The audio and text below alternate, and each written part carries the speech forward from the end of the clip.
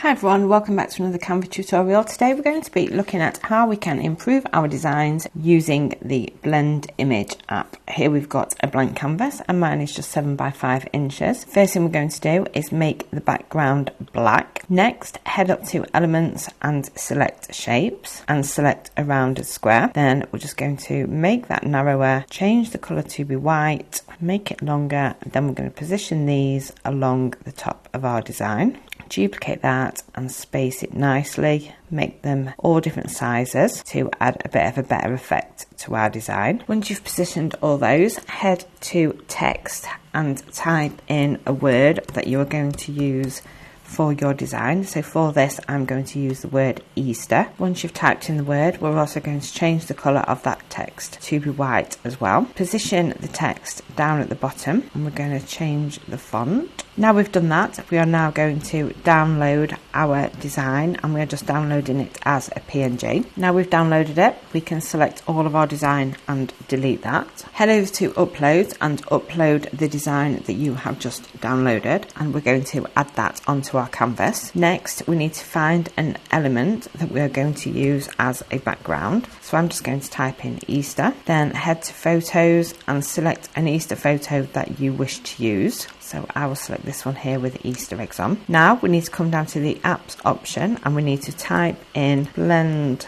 Image and we're going to use this first app. Now for the bottom layer we need to select our design, so we're going to use the Easter design. So we're going to either choose a file with uploaded or use selected image. Then for the top layer we are going to select our other photo, and for the blend mode we need to select multiply. And now we can see here that it is showing us how it's going to blend our designs. So if we drop down the adjust top layer, we can now mess about with how it's positioned. So here we can change where all the design is positioned on our image.